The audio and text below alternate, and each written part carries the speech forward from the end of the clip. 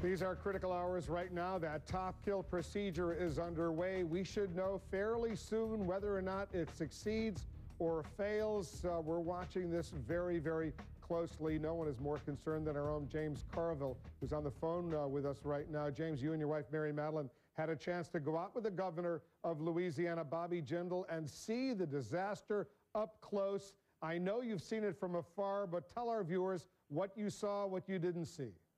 Well, we went to the mouth of the Mississippi River, which is called Paso Lutre, as what it probably should be said. And the stunning thing is what we saw was two things. Number one, we saw like devastating oil spill in the marsh. You could just see how the marshes are dying, and I was told by the head of the Louisiana Wildlife and Fisheries that meant that we were going to lose all that line. And the second thing that you saw was absolutely nothing. There was no activity at all. There was nobody out fishing. There were no people cleaning up. There was no Coast Guard. There was nothing. It was almost like you were in Antarctica. And that is, should be, this time of year should be one of the most busy times because it's probably the best fishing in the United States out there. But there's no government. There's no anything. It was stunning to see how desolate and how, I can't say a little is being done. Nothing is being done down there. Nothing.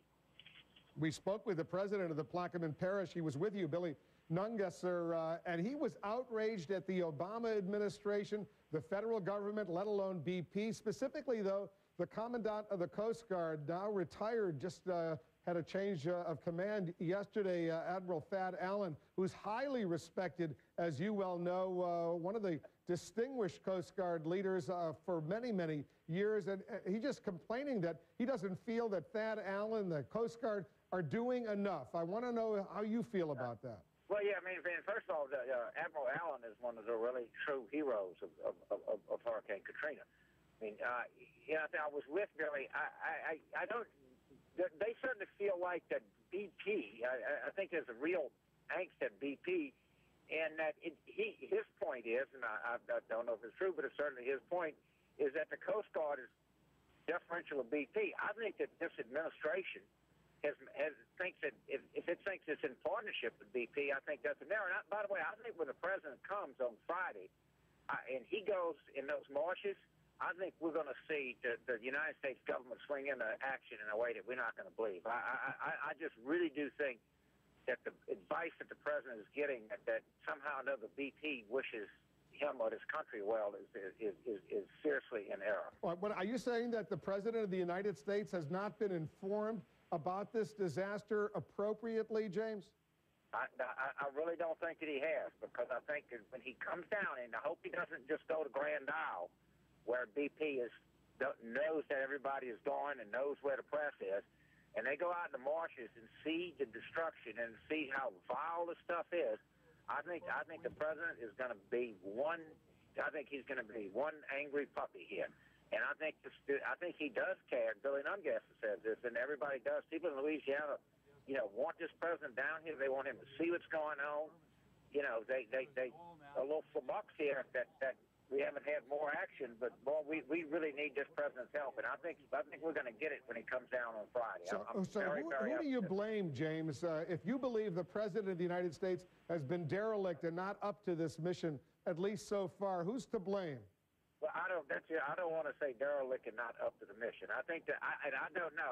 I think that BP. My sense is I don't know that this is true, but I think BP lobbyists or BP people who are paid by BP have convinced some people in the administration that they're their partner. One of the things that I would like to see, and I think that the press, I think we ought to demand a list of all of the lobbyists and all of the PR people that are on BP's payroll, because I think that they're giving assurances to people in our government that are not being kept up, and that's what I really believe. But I don't think that this president has been sufficiently informed as to the magnitude of this disaster and to the consequences of it. And I think when he comes down here and he knows, I think some heads are going to roll. They need some people.